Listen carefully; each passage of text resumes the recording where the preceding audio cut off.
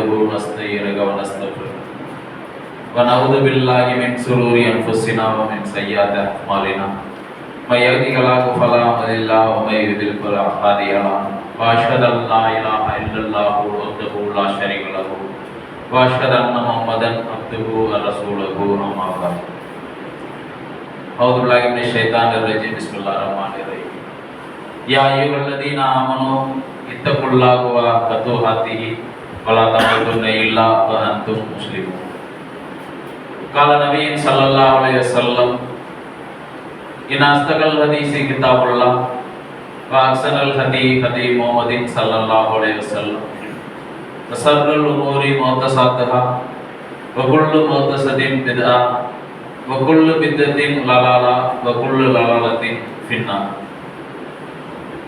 வார்த்தைகளில் சிறந்தது அல்லாஹ்வுடைய வார்த்தை, வழிகாட்டுதலில் சிறந்தது தூதருடைய வழிகாட்டுதல்.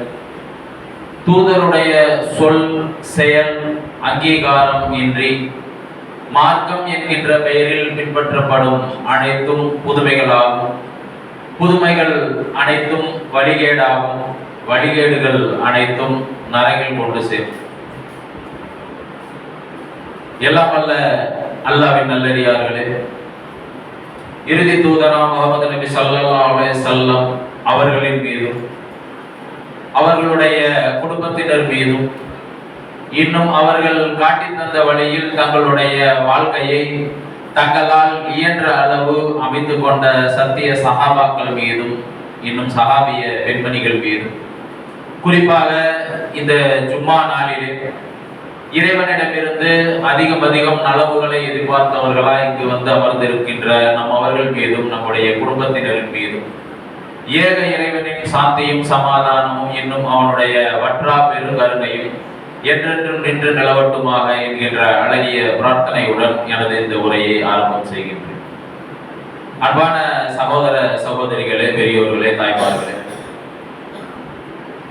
அல்லாஹ் நம் அனைவருக்கும் புரிந்திருக்கின்ற அருள் என்னவென்றால், அல்லாஹ்வையும் அவனுடைய தூதரையும் நம்பிக்கை கொண்டு அல்லாஹ்வும் அவனது தூதரும் காட்டி தந்த வழியில் நம்முடைய வாழ்க்கை முறையை அமைத்துக் கொண்டு ஓரிரை கொள்கையை ஏற்றவர்களாக இந்த சத்திய கொள்கையில் பயணித்துக் கொண்டிருக்கின்றோமே, நாம் அனைவரும் அல்லாஹ்வால் அருள் பெற்றவர்கள்.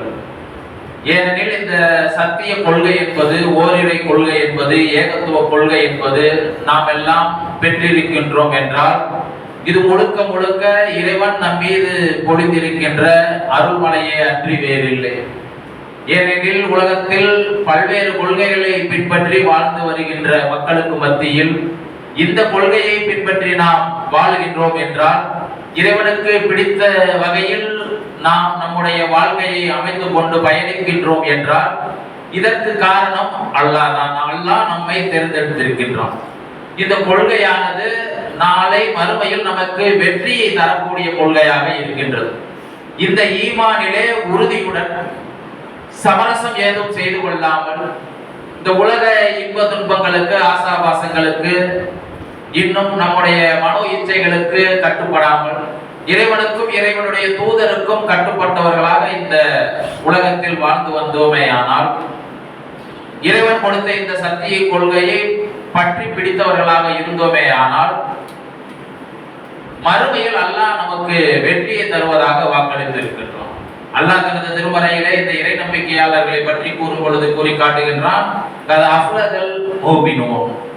இறை நம்பிக்கை கொண்டவர்கள் வெற்றி பெற்று விட்டார்கள். நமக்கெல்லாம் அல்லாஹ் சுப செய்தியை சொல்லி காட்டுகின்றான், நீங்கள் அனைவரும், இறை நம்பிக்கை கொண்டவர்கள் அனைவரும் வெற்றி பெற்று விட்டீர்கள். அந்த வெற்றி பெற்றவர்களை பற்றி மேலும் அல்லாஹ் கூறி காட்டுகின்றான், அவர்கள் தொழுகையை பேணி பணிவாக தொழுபவர்களாக இருப்பார்கள், இன்னும் சகாத்தையும் தருபவர்களாக இருப்பார்கள், இன்னும் அவர்கள் வீணான காரியங்களை விட்டு தங்களை அப்புறப்படுத்திக் கொள்வார்கள், தேவையில்லாதது அனாவசியமான விஷயங்களில் ஈடுபடாமல் இருப்பார்கள். இவர்கள் தான் இறை நம்பிக்கை கொண்டவர்களுக்கு அடையாளம். இத்தகையோர்கள் வெற்றி பெற்று விட்டார்கள் என்பதாக இறைவன் சுப செய்தி கூறி காட்டுகின்றான். இன்னும் விரிவாக இந்த மூமின்களை பற்றி அல்லாஹ் தனது திருமறையிலே கூறி காட்டும் பொழுது சொல்கின்றான், உண்மையான மூமின்கள் என்றால் யார் தெரியுமா? அவர்கள் யார் தெரியுமா என்பதாக அவர்களுடைய பண்புகளை அல்லாஹ் பட்டியலிட்டு காட்டுகின்றான். அல்லாஹ்வின் திருநாமம் அவர்கள் முன்பு கூறப்பட்டால் அவர்களுடைய இதயங்கள் பயந்து நடுங்கிவிடும். அல்லாஹ்வை பற்றி அவர்கள் முன்னாலே எச்சரிக்கை செய்யப்பட்டால் அவர்கள் தங்களை பயந்து கொள்வார்கள். ஆஹா, அல்லாஹ்வின் சொன்னதற்கு மாற்றமாக செய்கின்றோமே, அல்லாஹ்வுடைய அந்த வாக்குறுதிகள், அல்லாஹ்வுடைய அந்த கட்டளை இவர் முன்னாடி சொல்லப்பட்டால், அல்லாஹ் என்கின்ற அந்த பெயர் உச்சரிக்கப்பட்டால் அவர்கள் இதயங்கள் நடுநடுங்கிவிடும், பயப்படுவாங்க. அல்லாஹ் பார்த்துக்கிட்டு இருக்கிறானே, நம்ம பாட்டுக்கு இருக்கிறோமே, தொழுகையில பொடுபோக்கா இருக்கிறோமே, இன்ன பிற சமுதாய தீமைகள்ல ஈடுபட்டுக்கிட்டு இருக்கிறோமே, இதெல்லாம் நாம் பின்வாங்கிக் கொள்ள வேண்டும். ஏனெனில் இவர்களை எல்லாம் அல்லாஹ் நாளை மறுமையில் அழித்தொழித்து விடுவானே அப்படிங்கிற அந்த பயத்தின் காரணமாக அவர்கள் என்ன பண்ணுவாங்க, அல்லாஹ்ங்கிற வார்த்தை உச்சரிக்கப்பட்டால், அல்லாஹ்வுடைய திருநாமம் கூறப்பட்டால் அவர்கள் உள்ளங்கள் நடுநடுங்கி விடும். அல்லாஹ்வே அதை சொல்லி காட்டுகின்றான். கூடுதலாக என்ன அல்லாஹ் சொல்லி காட்டுகின்றான், அவர்கள் முன்பு அல்லாஹ்வுடைய வசனங்கள் ஓதி காண்பிக்கப்பட்டால் அவர்களுடைய ஈமான் இன்னும் உறுதிப்படும். ஏற்கனவே தெரிஞ்ச விஷயங்கள் தான் அந்த வாக்குறுதிகள், அல்லாஹ் கட்டளையிட்ட அனைத்து விஷயங்களையும் ஏற்கனவே நம்ம தெரிஞ்சு வச்சிருந்தாலும் அது திரும்ப சொல்றப்ப அவருடைய ஈமான் உறுதிப்படும். சில நேரத்துல நம்மளுக்கு கூட சந்தேகம் வரலாம் இல்லையா? சில விஷயங்கள் திரும்ப திரும்ப நம்மளுக்குள்ளேயே பேசிக்கிற மாதிரி இருக்கும். தொழுகையை பற்றி, தொழுகையாளி முன்னாடியே உட்கார்ந்து என்ன பண்ணுவார், 5 வேளை தொழுபவராக இருப்பார், உபரியான வணக்கங்களை எல்லாம் தொழுபவராக இருப்பார். இருந்தாலும் என்ன சொல்லுவோம்னா தொழுகையின் அவசியத்தை பற்றி சொல்லுவோம். தர்காவெல்லாம் வேணான்னு சொல்லிட்டு தான் இங்க இருப்போம். ஆனா தர்காவுக்கு போகிறது, அங்க போய் இணை வைக்கிறதுடைய பாவத்தை பத்தி நம்ம மக்கள் முன்னாடியே சொல்லுவோம், திரும்ப திரும்ப சொல்லுவோம். இன்னும் சில நேரத்துல போதைக்கு எதிரான விழிப்புணர்வு பிரச்சாரத்துக்கெல்லாம் நம்ம மக்களை கூப்பிட்டு வச்சு பேச வேண்டியதா இருக்கு. பேசுறோம். போதைக்கு நம்மளுக்கு என்ன போய் சம்பந்தம்? பன்றி கறி ஹராம்னு தான் உலகத்துக்கே தெரியுமே, முஸ்லிம்களுக்கு எல்லாருக்கும் தெரியுமே. திரும்பியும் அதை பத்தி ஏன் சொல்லணும்? திரும்ப திரும்ப சொல்லுவதனுடைய விளைவு நம்முடைய ஈமான் உறுதிப்படும். ஏன்னா அல்லாஹ் அப்படிதான் சொல்லி காட்டுறான். நம்மளுக்கு சலிப்பு தரலாம், தொழுதுட்டு வந்திருக்கேன் திருப்பி தொழுகையை பத்தி அவசியத்தை பத்தி சொல்றீங்களே, புதுசா புதிய விஷயங்கள் ஏதாவது சொல்லுங்க. ஏற்கனவே கேட்ட செய்தியா இருக்கே, புது செய்தியா ஏதாவது சொல்லுங்க. புது செய்திங்கிறதுக்காக இறக்குமதி பட்டு சொல்ல முடியாது. ஆனால் புது செய்திகளை சொல்லித்தான் ஆக வேண்டும். புது புது விஷயங்களை, மக்களுக்கு இன்னும் சென்றடையாத விஷயங்களை பற்றி அல்லாஹ்வுடைய அடியார்களிடத்தில் சொல்லித்தான் ஆக வேண்டும். அதில் மாற்று கருத்து இல்லை. அதே நேரத்தில் ஏற்கனவே நாம் தெரிஞ்சு வச்சிருக்க விஷயத்தை சில நேரத்துல திரும்ப திரும்ப சொல்லி காட்ட வேண்டிய அவசியம் இருக்கு. ஒரு தடவை அப்படிதான் கடந்த காலங்கள்ல தப்லீக் ஜமாத்துல போறப்ப பாத்தீங்கன்னா, தப்லீக் ஜமாத்லாம் போயிட்டு நின்று இருப்போம். அப்பதான் ஒருத்தர் அசர் தொழுதுட்டு வந்துட்டு சண்டையெல்லாம் கழட்டி போட்டுட்டு அவர் கொஞ்சம் அப்பளமெல்லாம் பொறிச்சு விற்கிற வேலை பார்த்துக்கிட்டு இருக்காங்க. அவர் அந்த வேலையில ஈடுபட்டுட்டாங்க. இப்போ தப்லீக் ஜமாத்து போயிட்டு வந்து அவரை சந்திக்கிறாங்க. சந்திச்சுட்டு வாங்கட்டவன அவரும் மரியாதைக்கு வந்துட்டாரு. அவர்கிட்ட பேசிக்கிட்டு இருக்கிறாங்க. தொழுகை முக்கியம் பாய், தொழுகை இறைவன் கட்டளை இருக்குது பாய், அப்படி இப்படின்னு சொல்லிக்கிட்டே இருக்காங்க. அவர் பாக்குறாரு, அப்பளத்தை பாக்குறாரு, புரிஞ்சுக்கிட்டு இருக்கு. இவங்களை பாக்குறாரு, திருப்பி அப்பளத்தை பாக்குறாரு, திருப்பி இவங்களை பாக்குறாரு. கொஞ்ச நேரத்துல அப்பளம் கருகிற நிலைமையில் ஆயிடுச்சு. உடனே அவருக்கு தாங்க முடியல. நான் பார்த்துக்கிட்டே இருக்கிறேன். அந்த கூட்டத்துல ஒருத்தர் நின்றுகிட்டு இருக்கேன் கடந்த காலம். அப்ப அவர் என்ன சொல்றாரு, பாய் இப்பதான் தொழுதுட்டு வந்து என் குழப்ப பார்க்கலான்னு சொல்லிட்டு அப்பளத்தை போட்டுட்டு வெயிட் பண்ணிக்கிட்டு இருக்கிற நீங்க என்னடான்னா வந்து என்னைய தொழுதுட்டு வந்தவனை போய் தொழுகவான்னு சொல்லிட்டு எவ்வளவு ஊர் உலகத்துல எவ்வளவு பேர் தொழுகாம இருக்காங்க, அவங்க எல்லாம் போய் நம்ம குழப்ப கிடைக்காங்க, போய் போங்க பாய் அப்படின்ட்டாரு. சரிப்பா அஸ்ஸலாமு அலைக்கும் அப்படின்னு சொல்லிட்டு வந்துட்டாங்க. சில நேரத்துல தெரிஞ்ச விஷயங்கள், தொழுகையுடைய அவசியத்தை பத்தி தொழுகையாளிட்ட பேசிக்கிட்டு இருக்கிற எனக்கு ரொம்ப சலிப்பு வருது. அவருடைய இக்கட்டான சூழ்நிலை அது. ஆனால் அதே நேரத்தில் ஒன்றை நாம் தெரிந்து கொள்ள வேண்டும், திரும்ப திரும்ப ஒரு விஷயத்தை சொல்லிக்கொண்டே இருக்க வேண்டும். அல்லாஹ் கூறி காட்டுகின்றான், அவர்கள் முன்னால் தன்னுடைய இறை வசனங்கள் ஓதி காண்பிக்கப்பட்டால் பின்னும் அவர்களுடைய ஈமான் முற்றிலும் அதிகரிக்கும். அவர்கள் இறைவன் மீதே நம்பிக்கை வைப்பார்கள், அல்லாஹ்வாகிய என்னிடம் மீதே நம்பிக்கையை வைப்பார்கள். அத்தகையவர்களுக்கு தான் வெற்றி. அவர்கள் தான் உண்மையான மூமின்கள். அவர்கள் தான் வழங்கியதிலிருந்து நன்றாக செலவு செய்வார்கள், அதிகமாக செலவு செய்பவர்களாக இருப்பார்கள். இவர்கள் தான் உண்மையான மூமின்கள். அவர்களுடைய இறைவனிடம் அவர்களுக்கு உயர் பதவிகளும் சங்கையான பாவ மன்னிப்பும் இருக்கு என்பதாக அல்லாஹ் தனது திருமறையிலே கூறி காட்டுகிறார். அப்ப இப்பேற்பட்ட சத்திய கொள்கையில் பயணிக்கும் நாம் இந்த நம்பிக்கையில் சற்றும் தளர்ச்சி அடைஞ்சிடக்கூடாது, சமரசம் செஞ்சிடவே கூடாது. ஏனெனில் இந்த ஈமான் நம்மளுக்கு கிடைச்சது முதலையே சொன்ன மாதிரி நம்ம பெருசா எந்த தியாகத்தையும் பண்ணல. நம்மளுக்கு ரொம்பவும் இலகுவாக, ரொம்பவும் அதுவா ஆட்டோமேட்டிக்கா அல்லாஹ்வுடைய அருள்னால நம்மளுக்கு கிடைச்சிருக்கு. நம்ம இப்ப செய்ய வேண்டியதெல்லாம் அதை அமானிதமாக பேணி காற்று பற்றுதலோடு இருக்கணும். நம்பிக்கையில் தளர்ச்சி அடைந்து விடக்கூடாது, நிராசை அடைந்து விடக்கூடாது, அல்லாஹ்வின் அருளில் நிராசை அடைந்து விடக்கூடாது. எனவே இந்த ஈமானுடைய முக்கியத்துவத்தை பற்றி சொல்லும் பொழுது அல்லாஹ்வின் தூதர் அவர்கள் ஒரு செய்தியை சொல்லி காட்டுகின்றார்கள். நாளை மறுமை நாளில் நடக்க இருக்கின்ற ஒரு செய்தி, ஒரு விஷயம், ஒரு சம்பவத்தை சொல்லி காட்டுறாங்க. இப்ப அல்லாஹ்வுடைய நபிகள் நாயகம் ஸல்லல்லாஹு அலைஹி வஸல்லம் அவர்களுடைய கூட்டத்தினர் ஒரு சமுதாயத்தினர் ஒருத்தர் கொண்டாந்து நிப்பாட்டுவாங்க. அவர் முன்னாடி கிட்டத்தட்ட 100 புத்தகங்கள், ஏடுகள் விரிக்கப்படும். அந்த 100 ஏடுகளும் எப்படி இருக்கும் அப்படின்னா நீண்டதாக, மிக நீண்டதாக, கண்ணுக்கு எட்டிய தூரம் வரை ஒரு மனுஷனுடைய கண்ணுடைய பார்வை எவ்வளவு தூரம் படும். இந்த தடுப்பு இல்லாட்டி ஒரு சில கிலோமீட்டர்களுக்கு அப்பால் நடக்கிறதையும் நம்மளால தெரிஞ்சுக்க முடியல. அந்த அளவு நீள அகலமான புத்தகம். இது போல 100 புத்தகங்கள் இருக்கின்றது, 100 அல்லது 99. இத்தனை புத்தகங்கள் இருக்கிறது. இதெல்லாம் என்ன புத்தகம் அப்படின்னா அந்த மனிதன் செய்த பாவத்துடைய ஏடு. அவ்வளவு பாவம் பண்ணியிருக்காரு. ஒவ்வொரு புத்தகமும் அவ்வளவு தடிமனாக, அவ்வளவு நீள அகலம் கொண்டதாக அவருடைய பாவங்கள் எல்லாம் பொறிக்கப்பட்டிருக்கு. இப்ப அல்லாஹ் எல்லாத்தையும் தெரிஞ்சுக்கிட்டு அந்த மனுஷனை கூப்பிட்டு விசாரிக்கிறான். இப்ப இவ்வளவு பாவம் செஞ்சதா எழுதப்பட்டிருக்குது, நான் உனக்கு வானவர்களை நியமித்தேன் அல்லவா உன்னுடைய அந்த பாவ கணக்கெல்லாம் எழுதுறதுக்காக. அப்படி அந்த வானவர்கள் ஏதாவது கொஞ்சம் கூடுதலா எதுவும் எழுதிட்டாங்கன்னு நீ நினைக்கிறியோ? இல்லங்க நான் இவ்வளவு பண்ணலையங்க அப்படின்னு உனக்கு ஏதோ சந்தேகம் இருக்கா? கொஞ்சம் அதிகமா அப்படிலாம் எழுத மாட்டாங்க, அல்லாஹ்வுக்கும் தெரியும். ஆனாலும் அந்த மனிதனுடைய என்னன்னா நம்ம சில நேரத்துல கேட்போம் இல்லையா, சில விஷயங்களை பண்ணி நான் பண்ணலையா, இல்ல யாரோ மேல பழி, இப்படி எல்லாம் சொல்லுவோம் இல்லையா? இது போல எவ்வளவு சொல்றாங்கிறதுக்காக அல்லாஹ் அந்த மனிதனிடத்தில் கேட்கிறான், யாரும் வானவர்கள் கூடுதலாக கணக்கை எழுதிட்டாங்கன்னு நீ நினைக்கிறியாப்பான்னு. அப்ப அந்த மனிதன் சொல்றான், இல்ல இதெல்லாம் நான் பண்ணதுதான், அவர்கள் தப்பாலாம் எழுதல. அடுத்ததாக அல்லாஹ் அந்த அடியானை பார்த்து கேள்வி கேட்கின்றான், நீ இதை செஞ்சதுக்கெல்லாம் ஏதாவது தக்க காரணங்கள் இருக்கு, இந்த காரணத்தெல்லாம் சொல்லி என்னுடைய தண்டனையிலிருந்து தப்பிச்சுக்கலாம் நீ எது நினைக்கிறியா? ஏதாவது காரணம் இருக்கா, ரீசன் ஏதாவது வச்சிருக்கியா? இவ்வளவு பாவம் பண்ணிருக்கிய, தொழுகையை விட்டுருக்க, அது பண்ணிருக்க, இது பண்ணிருக்க, பல பாவம் இருக்குது, இதுக்கெல்லாம் காரணம் இல்ல, இதனாலதான் அதனாலதான் அப்படின்னு நம்ம சில சாக்கு போக்குகள் சொல்லுவோம் இல்லையா? அது போல நீ எது சொல்றியாப்பான்னு அந்த அடியானை பார்த்து அல்லாஹ் கேட்கிறான். அதற்கும் அந்த அடியான் வந்து இல்ல இதற்கெல்லாம் முழுவதும் நானே பொறுப்பு, நான் தான் செஞ்சதுதான், இது என்னுடைய கை சேதமே. ஏன்னா இப்ப இந்த உலகத்துல நம்ம மக்கள்கிட்ட விசாரிக்கிறப்ப காரணத்தெல்லாம் சொல்லுவோம், இல்ல அதனாலதான், இல்லாட்டி நான் இப்படி செஞ்சிருப்பேன், அப்படி செஞ்சிருப்பேன், அதை தவிர்த்திருந்திருப்பேன், தொழுதிருப்பேன், இன்னும் சக்காத்தெல்லாம் கொடுத்திருந்திருப்பேன், எனக்கே கஷ்டம், எனக்கு சுகர் இருக்கு, அதனாலதான் அழைப்பு பணிக்கு வர முடியல, எனக்கு பிபி இருக்கு, ரொம்ப நேரம் நிக்க முடியாது, தெருமுனை கூட்டத்துக்கெல்லாம் வர முடியல, நம்மளுக்கே ஏகப்பட்ட பிரச்சனை இருக்கு, நான் போய் எங்க ஊரார கூப்பிடுறது, இப்படி எல்லாம் நம்மளுக்குள்ள சொல்லிக்குவோம் இல்லையா? இப்ப காரணங்கள் சொல்லுவோம் இல்லையா? இது போல எந்த காரணத்தையும் நம்ம வாய் அங்க பேசாது.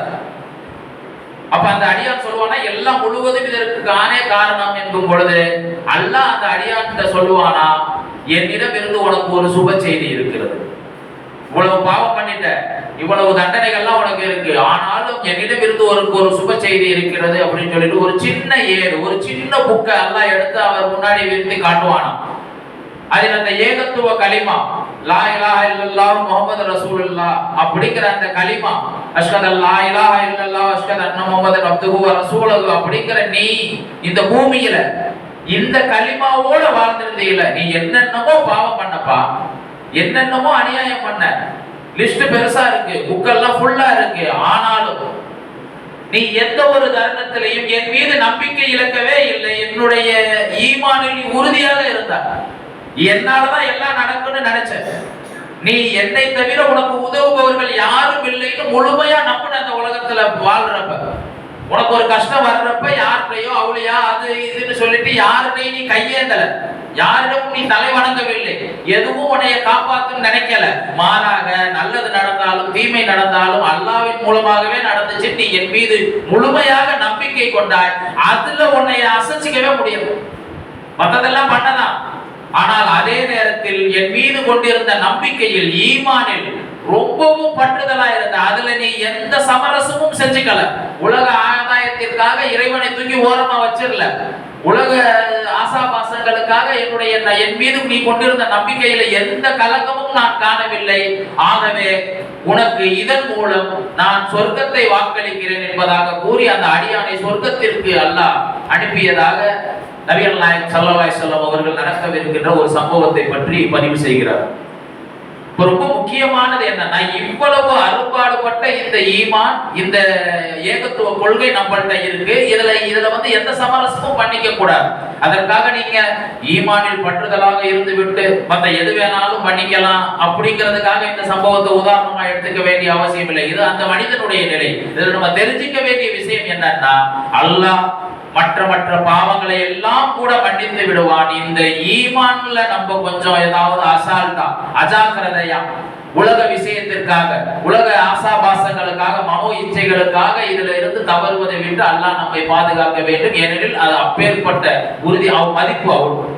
அதே மாதிரி இன்னொரு சம்பவத்தை பற்றி அல்லாஹ்வின் தூதர் அவர்கள் கூறி காட்டும் போது சொல்கிறார்கள், ஒரு மனுஷன் நரகத்துல மேல் தட்டுல ரொம்பவும் குறைவான ஒரு தண்டனை, நரகத்திலேயே குறைவான தண்டனைன்னு ஒண்ணு இருக்கும் இல்லையா, அப்பேற்பட்ட தண்டனையை ஒரு மனிதன் அனுபவிச்சுக்கிட்டு இருக்கான், ஒரு பாவியானவன் அனுபவிச்சுக்கிட்டு இருக்கிறான். அப்ப அவனிடம் கேட்கப்படுவான், அப்ப நீ இவ்வளோ கஷ்டத்தை அனுபவிச்சுக்கிட்டு இருக்கிறல, அங்க அனுபவிக்கிறதுலே குறைவான தண்டனை தான். ஆனா இந்த தண்டனைக்கு பகரமாக இந்த உலகம் பூமி முழுவதும் தங்கமாக உன் கையில கொடுத்து, இத கொடுத்துட்டு இந்த நரக நெருப்பிலிருந்து உன்னைய பாதுகாக்கணும், நீ எஸ்கேப் ஆகி வரலாம் அப்படின்னு ஒரு ஆப்ஷன் இருந்துச்சுன்னா, அப்படி ஒரு வாய்ப்பு உனக்கு கொடுக்கப்பட்டுச்சுன்னா, பூமி முழுசும் உள்ள தங்கத்தை எல்லாம் கொடுத்துட்டு நீ இந்த நரக நெருப்புல இருந்து தப்பித்துக் கொள்ள விரும்புவாயா அப்படின்னு கேட்கப்படும். உடனே அந்த அடியான் சொல்லுவானா, அந்த பாவி சொல்லுவானா, கண்டிப்பா எதை கொடுத்துனாலும் நான் இந்த நரகத்துல இருந்து தப்பிச்சு வர்றதுக்கு ரெடியா இருக்கேன் அப்படின்னு சொல்றப்ப அவனிடம் சொல்லப்படும், இதை விட லேசானதாக, இதை விட ரொம்பவும் சாதாரணமான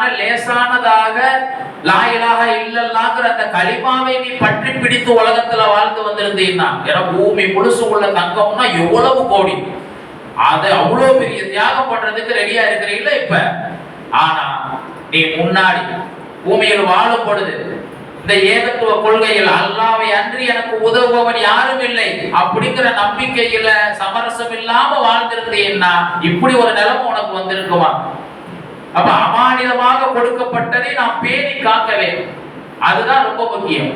ஆனால் மனிதர்களாக இருப்பதனால் சில சங்கடங்கள், சில பலவீனத்தின் காரணமாக நாம் அல்லாஹ்வின் அருளில் அவ்வப்பொழுது சலிப்பு, நம்பிக்கை அடைவோம் ஒரு நிலை ஏற்படும். அது போல நிலையிலிருந்து எப்படி தப்பிக்க வேண்டும் என்பதற்கும் அல்லாஹ் தனது திருமறையிலே வழியை காட்டுகின்றார். இது எவ்வளவு முக்கியம் என்பதை கூறி காட்டும் போது அல்லாஹ் கூறி காட்டுகின்றான், குல் யா இபாதி அல்லதீனா அஸ்ரஃபு அலா அன்ஃபுஸிஹிம் லா தக்னது மிர் ரஹமத்தில்லாஹ், நீங்கள் என்னுடைய அருளில் நிராசை அடைந்து விடாதீர்கள், என்னுடைய அருளில் நம்பிக்கை இழந்து விடாதீர்கள். ரஹமத்தில்லாஹ், என்னுடைய ரஹமத் இருக்குல்லையா, அதுல எந்த விதத்திலும் நீங்கள் நிராசை அடைந்து விடாதீர்கள். இன்னல்லாஹ யஃபுரு ஸுனூப ஜமீஆ, இன்னும் கூடுதலாக கூறி காட்டுகின்றான், இன்னஹு ஹுவல் கஃபூரர் ரஹீம், அல்லாஹ்வை குறித்து நம்பிக்கை இழந்து விடாதீர்கள். எல்லா ஆன்மாக்களும், நீங்கள் உங்களுக்கு தாங்களே வரம்பு மீறி கொண்ட ஆன்மாக்களே, நீங்கள் நம்பிக்கை இழந்து விடாதீர்கள், அல்லாஹ் மிகவும் மன்னிப்பு மிக்கவனாக இருக்கின்றான். அப்ப இதை செயல்படுத்தக்கூடியவர்களாக ஈமான்ல எந்த ஒரு குறைச்சலையும் வச்சிடக்கூடாது. இந்த உலகத்துல சில சங்கடங்கள், கஷ்டங்கள் வரத்தான் செய்யும், ஆனால் இந்த நம்பிக்கையில மட்டும் சமரசம் வச்சிடக்கூடாது. ஒரு முறை நபிகள் நாயகம் ஸல்லல்லாஹு அலைஹி வஸல்லம் அவர்களை சந்திப்பதற்காக ஒரு கிராமவாசி வருகிறார். வந்து நான் வந்து இஸ்லாத்தை ஏற்றுக்கிறேன், நான் லா இலாஹ இல்லல்லாஹ் முஹம்மது ரசூலுல்லாஹ்னு சொல்லி உங்களிடம் பையத்து உறுதிமொழி வாங்கிக் கொள்கிறேன் என்பதாக உறுதிமொழி வாங்கிக் கொள்கிறார். இப்போ உறுதிமொழி வாங்கினதுக்கு பிறகு அவருக்கு காய்ச்சல் வந்துருச்சு. இஸ்லாத்துக்கு வந்துட்டாரு, இஸ்லாத்துக்கு வந்ததோட சேர்த்து காய்ச்சல் வந்துருச்சு. உடனே அந்த கிராமவாசி திரும்பவும் அல்லாஹ்வின் தூதரிடத்துல வந்து சொல்றாரு, நான் வாபஸ் வாங்கிக்கிறேன், நான் பையத்து வாங்கினேன் இல்லையா, உங்கள்கிட்ட உறுதிமொழி கொடுத்தேன் இல்லையா, ஏன்னா நான் அதை வாபஸ் வாங்கிக்கிறேன், எனக்கு காய்ச்சல் வந்துருச்சு. நம்பிக்கையை ரொம்ப திடகாத்திரமா இருந்தா இதெல்லாம் அசைச்சு கொடுக்காது. ஆனால் நம்பிக்கை பலவீனமாக இருந்ததின் காரணமாக அந்த கிராமவாசி என்ன பண்றாரு, எனக்கு திரும்பி வாபஸ் வாங்கிக்கிறேன்னு சொல்றாப்ல. அல்லாஹ்வின் தூதர் அவர்கள் மறுக்கிறார்கள். திரும்பி இரண்டாவது முறையாக வருகின்றார். திரும்பவும் அவரு அல்லாஹ்வின் தூதர் அவர்கள் மறுக்கின்றார். மூன்றாவது முறையும் இதே நடக்கின்றது. திரும்பி வாபஸ் எல்லாம் கொடுக்க முடியாது அப்படின்னு சொல்றாங்க. அந்த கிராமவாசி அந்த ஊரை விட்டு மதீனாவை விட்டு வெளியேறி விட்டதாக செய்தி வருகின்றது. அப்பொழுது அல்லாஹ்வின் தூதர் அவர்கள் கூறி காட்டுகின்றார்கள், இந்த மதீனா இருக்கு இல்லையா, இது ஒரு கொள்ளனின் உலை போன்றது. கொல்லப்பட்ட மாதிரி. கொல்லப்பட்டறைகளை என்ன பண்ணுவோம், நெருப்பை வைத்து இரும்பை சரி பண்ணி அதுல உள்ள கழிவுகளை எல்லாம் அகற்றுவோம் இல்லையா, அது போல இந்த மதீனா நகரம் இருக்கின்றதே இது கொள்ளனின் உலையை போன்றது. இங்கு அசுத்தத்தை அகற்றிவிடும், அழுக்கை அகற்றிவிட்டு தூய்மையானவர்களை தவிர மற்றவர்களை எல்லாம் இது வெளியேற்றிவிடும் என்பதாக சொல்லி காட்டுகின்றார்கள். இப்ப இந்த கிராமவாசி ஒரு எடுத்துக்காட்டு. எப்படின்னா நம்பிக்கையில் பலவீனமாக இருப்பதற்கு எடுத்துக்காட்டு. அதே நேரத்தில் நாம் மற்றொன்றையும் கவனிக்க வேண்டும். அந்த காலத்தில் சஹாபாக்கள் எப்பேற்பட்ட துணிச்சலுடன் இருந்தார்கள்.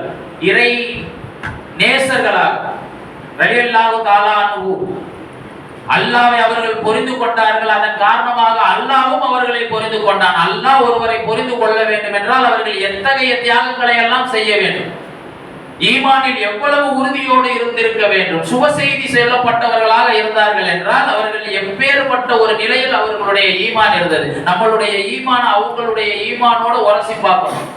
அதுக்கு பக்கத்திலேயாவது போக முடியுமான்னு தெரியாது. ஆனால் நம்முடைய இலக்கு அதுபோல ஈமானாக இருக்க வேண்டும்.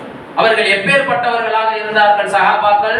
ஒரு முக்கியமான சம்பவம் நாம் அனைவருக்கும் தெரிந்த சம்பவம் தான். உஹது போரிலே முஸ்லிம்களுக்கு பெரிய ஒரு பின்னடைவு இருந்தது. அந்த பின்னடைவுல என்ன ஆச்சு, உடம்பெல்லாம் எல்லாருக்கும் ரத்தம், வெட்டு காயங்களோட இருக்காங்க. அல்லாஹ்வின் தூதர் அவர்கள் முதற்கொண்டு எல்லாரும் தாக்கப்பட்டார்கள். அந்த நேரத்தில் எல்லாரும் புத்துயிரும் கொலையுமா இருக்கிறாங்க. அந்த நேரத்தில் அல்லாஹ் அந்த சஹாபாக்களை பார்த்து ஒரு வார்த்தையை குறிப்பிட்டு காட்டுகின்றான், இன் குன்தும் முஃமினூன். இறை நம்பிக்கையாளர்கள் என்ற இந்த பதத்தை எப்பொழுதெல்லாம் இறைவன் பயன்படுத்துகிறான் என்றால் இறை நம்பிக்கையாளர்களுக்கு ஒரு தைரியத்தையும் நம்பிக்கையை ஊட்டும் விதமாக, ஆறுதல் படுத்தும் விதமாக சில வசனங்களை இறக்கும் போது அல்லாஹ் இந்த மாதிரி வார்த்தைகளை குன்தும் முஃமினூன் அப்படிங்கிற வார்த்தையை பயன்படுத்துவான். அல்லாஹ் தனது திருமறையிலே கூறி காட்டுகின்றான்.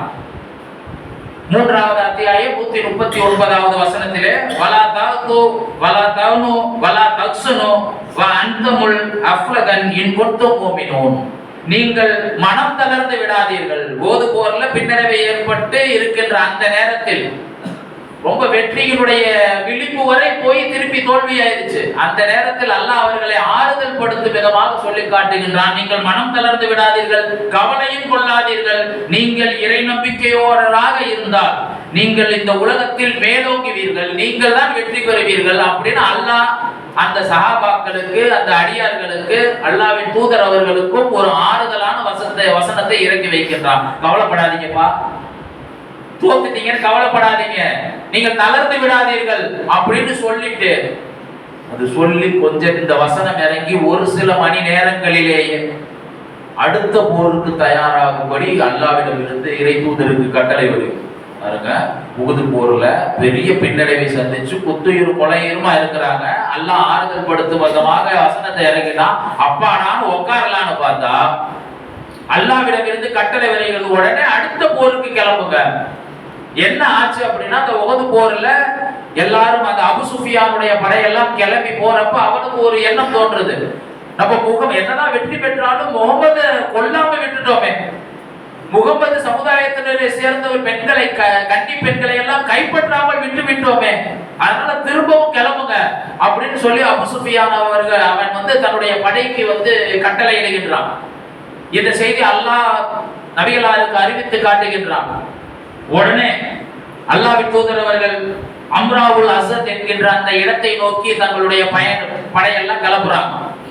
எப்படி இருக்கும் பாருங்க, இன்னும் போரே ஒழுங்கா முடியல, அதுக்குள்ள அடுத்த போரா அப்படிங்கிற ஒரு நிலைமை. ஆனால் சஹாபாக்கள் என்ன தெரியுமா பண்ணாங்க, தளர்ச்சி அடையாமல் திரும்பி அந்த அம்ராவுல் அஸத் என்கின்ற அந்த இடத்தை நோக்கி போனாங்க. ஆனால் அல்லாஹ் அவர்களுக்கு வெற்றியை கொடுத்தான். எப்படி? அபு சுஃபியான் தன்னுடைய படையோடு வருவான் என்று அவர்கள் 3 நாட்கள் அந்த இடத்திலே நபிகளார் தன் தோழர்களோடு முகாமிட்டு இருந்தார்கள். அவன் ஏதேதோ காரணத்தை சொல்லி இங்க போனா நம்மளுக்கு சரிப்பட்டு வராதுங்கிறதுனால அவன் அந்த படையை திரும்ப எடுத்துட்டு போயிட்டான். போன இடத்துல நம்மளுடைய பொருட்களை எல்லாம் வைத்து வணிகம் செய்து விட்டு திரும்பி வந்தார்கள் அந்த நபிகளாரும் நபி தோழர்களும். அப்பொழுது அல்லாஹ் தனது திருமறையிலே வசனத்தை இறக்குகிறான். இவர்களுக்கெல்லாம் சுப செய்தி சொல்வதாக அல்லாஹ் தனது திருமறையிலே வசனத்தை இறக்கி இருக்கின்றான். இறைநம்பிக்கை கொண்டோரின் நற்கூலி வீணாகி விடுவதில்லை என்று அவர்களுக்கு தெரிந்து விட்டிருக்கின்றது. அவர்கள் எத்தகைய நம்பிக்கையாளர்கள் என்றால், அவர்கள் எப்படியாப்பட்டவர்கள் தெரியுமா? போரில் தங்களுக்கு காயங்கள் ஏற்பட்ட பின்னரும் அல்லாஹ்வுடைய அழைப்புக்கும் தூதருடைய அழைப்புக்கும் மறுமொழி பகிர்ந்தார்கள். காயத்தோட இருக்கிறாங்க, ஆனா அல்லாஹ் சொல்லிட்டான்னு சொல்லிட்டு திரும்பவும் போருக்கு ரெடியானாங்க. அவர்களை பார்த்து அல்லாஹ் தனது திருமறைகளை சுப செய்தி கூறி காட்டுகின்றான். அவர்கள் யார் பாவங்களில் இருந்தும் விலகி நற்செயல்கள் புரிந்து வாழ்கின்றார்களோ அவர்களுக்கு மகிழ்வு தரும் மகத்தான கூலி உண்டு என்பதாக அல்லாஹ் தனது திருமறையிலே இந்த போரில் பங்கேற்பதற்காக சென்றவர்களை பற்றி சுப செய்தி கூறி காட்டுகின்றோம். அதை பற்றி அறிவிக்கும் பொழுது அன்னை ஆயிஷா ரலியல்லாஹு தஆலா அன்ஹா அவர்கள் ஒரு முறை தன்னுடைய அக்கா மகன் அவரிடம், ஜுபைர் அவர்களுடைய மகனாரிடம் சொல்லும் பொழுது, உருவாகி ஜுபைர் அவரை சொல்லும் பொழுது சொன்னார்கள், இந்த சுப செய்தி சொல்லப்பட்டவர்களில் உன் தந்தையும் இருக்கிறார், ஜுபைர் ரலியல்லாஹு தஆலா அன்ஹு அவர்களும் இருக்கிறார்கள். அந்த கூட்டத்தினரை, அபு சுஃபியான் படையினரை திருப்பி அவர்கள் போய்கிட்டாங்களான்னு பார்த்து அவர்களை விரட்டி அடிக்க முந்தி கொண்டு போன இந்த கூட்டத்தில் உன் தந்தையான ஜுபைர் ரலியல்லாஹு தஆலா அன்ஹு அவர்களும் என்னுடைய தந்தையான அபூபக்கர் சித்திக் ரலியல்லாஹு அன்ஹு அவர்களும் இருக்கின்றார்கள் என்பதாக பின்னொரு நாளில் அறிவிப்பதாக உர்வா அவர்கள் அறிவித்து காட்டுகின்றார். சஹாபாக்களுடைய நிலை எப்பேற்பட்டதாக இருந்தது. நம்மளுடைய ஈமான் எல்லாம் இந்த லெவல்ல இருக்கணும். ஆனால் நம்மிடம் உள்ள ஈமான் பலவீனமாக இருப்பதன் விளைவாக சின்ன சின்ன விஷயங்களுக்கு, சின்ன சின்ன அசௌகரியங்களுக்கு, கவலைகளுக்கு ஆட்கொண்டு விடுகிறோம். அதை பற்றி இன்ஷா அல்லாஹ் அடுத்த உரையில் காண்போம். அஸ்ஸலாமு அலைக்கும்.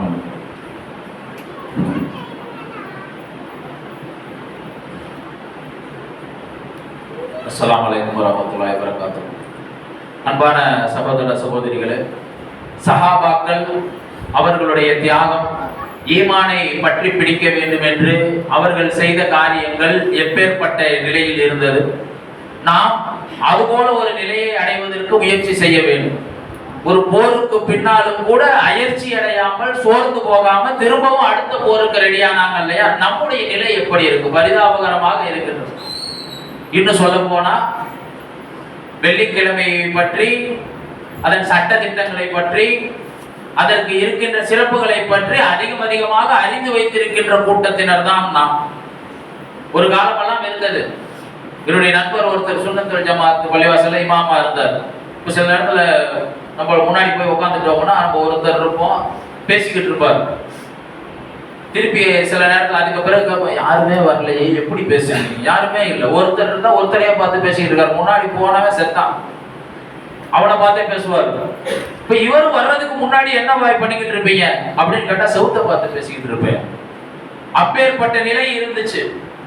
ஆனால் அந்த நேரங்களில் எல்லாம் தௌஹீத் ஜமாத் மர்கஸில் எல்லாம் பாங்கு சொல்றதுக்கு முன்னாடி சாரையா நீ முந்தி நான் முந்தின்னு வந்து உட்கார்ந்து இருந்த காலம் எல்லாம் இருந்துச்சு. இப்பவும் அது போன்ற அல்லாஹ்வின் அருள் பெற்ற அடியார்கள் இருக்கத்தான் செய்கிறார்கள். ஆனாலும் நம்மிடையே ஏற்பட்ட சோர்வின் காரணமாக, இல்ல சில நேரத்துல சில பேருடைய நிலை எப்படி இருக்கலாம், சந்தர்ப்ப சூழ்நிலைகள் இருக்கலாம், குறித்த நேரத்திற்கு வர முடியாத மாதிரி ஒரு வேலை போல ஏதாவது ஒன்று இருக்கலாம். அல்லாஹ் அவர்களுக்கு அருள் புரிய வேண்டும். ஆனால் அதே நேரத்தில் நாம மற்ற இடத்துக்கு போறதுக்கு உண்டான மாதிரியான ஒரு உழைப்போட, ரொம்ப நம்பிக்கையோட ஜும்மா தொழுகைக்கு வருகிறோமா? ஊருக்கு போவான்னு சொன்ன உடனேயே எதுவும் கோச்சிக்காம போனாங்களே, அத்தகையோருக்கு தானே அல்லாஹ் வெற்றியை தந்தான். நம்ம ஜும்மா மிம்பர் படியில ஏறுறதுக்கு முன்னாடி நம்ம போய் நிக்கணும், அங்க போய் உட்காரணும். அதன் மூலமாக அதிகம் அருள் பெற்றவர்களாக, ஒட்டகத்தை குர்பானி கொடுத்தவர்களாக இருக்க வேண்டும். இது போல செயல்களில் ஈடுபட வேண்டிய நாம் அதில் கொஞ்சம் அஜாக்கிரதையா கடைசி கட்டத்தில் வந்து சேருபவர்களாக, திரும்பவும் சொல்றோம், சந்தர்ப்ப சூழ்நிலையின் காரணமாக வந்தவர்களை தவிர சந்தர்ப்ப சூழ்நிலைகளை மாற்றி அமைத்துக் கொள்ள வேண்டும். எவ்வளவோ தியாகம் பண்றோமா இல்லையா? இந்த ஜும்மாவுடைய அருமை தெரிந்திருந்தும் இதெல்லாம் தெரியாம இருக்கிறது ஒரு கூட்டம். நாம் உண்மைகளை பற்றி, இதனுடைய சிறப்புகளை பற்றி அதிகம் தெரிந்து வைத்துக் கொண்டு இருந்தும் அதை செய்கிறோம் என்றால் என்ன? அதை கேட்டதுதானே, கேட்ட செய்தி தானே. புதுசா ஏதாவது சொல்லிடுவாங்களா? புதுசா இன்ஃபர்மேஷன் எது வந்துருமா? பாத்துக்கலாம், நம்மளுக்கு தெரியாததா இருக்கு. நம்மள்கிட்ட தான் பெரிய குற்ற உணர்ச்சி இல்லையே, எந்த குறைகளும் இல்லையே. நாம் ஒன்றை தெரிந்து கொள்ள வேண்டும். அல்லாஹ் தனது திருமறையிலே இது போன்றவர்களை பற்றி கூறு காட்டும் பொழுது சொல்லி காட்டுகின்றான், நீங்கள் உங்களை நீங்களே தூயவர்களாக எண்ணிக்கொள்ளாதீர்கள். நம்மளுக்கு எல்லாம் தெரியும், நம்மளுக்கு இனிமேட்டு யாரும் சொல்ல வேண்டிய அவசியம் இல்லை. நான் முன்னவே சொன்ன மாதிரி அல்லாஹ்வினுடைய திருமறை வசனங்கள் ஓதி காண்பிக்கப்பட்டால் அவர்களுடைய ஈமான் இன்னும் அதிகரிக்கும். சார்ஜ் ஏத்துற மாதிரி தான். அப்ப இதை உணர்ந்தவர்களாக அதிகம் சீக்கிரமாக வந்து இந்த நல்ல அமல்களில் கலந்து கொள்ள வேண்டும். அதற்கு உங்களுக்கும் குறிப்பாக எனக்கும் அது போன்ற பாக்கியத்தை அல்லாஹ் அருள் புரிவானாக என்று கூறிக்கொண்டு ஒரு சிறிய அறிவிப்பு. இன்ஷா அல்லாஹ் வருகின்ற ஞாயிற்றுக்கிழமை நாளை மறுநாள் மாலை 6 மணி அளவில் திருச்சி அரியமங்கலம் பகுதியில் உள்ள காமராஜர் நகர் கிளை சார்பாக இன்ஷா அல்லாஹ் ஒரு மார்க்க விளக்க கூட்டத்திற்கு ஏற்பாடு செய்யப்பட்டுள்ளது. அதில் கலந்து மாநில நிர்வாகிகள், மாநில பேச்சாளர்கள் வந்து கலந்து கொண்டு பித்தத்து மற்றும் மார்க்க சட்ட திட்டங்களை பற்றி உரையாற்ற இருக்கின்றார்கள். அதில் நாம் அனைவரும் அதிகம் கலந்து கொள்வோம். மற்ற மக்களையும் வாய்ப்பு இருந்தால் அழைத்து வந்து இது போன்ற நற்கர்மங்களில் பங்கு பெறும் பாக்கியவான்களாக அல்லாஹ் உங்களையும் என்னையும் ஆக்கி அருள் புரிவானாக என்று கூறியவனா இந்த உரையை நிறைவு செய்கின்றேன். அஸ்ஸலாமு அலைக்கும் வரஹ்மத்துல்லாஹி வபரகாத்துஹு.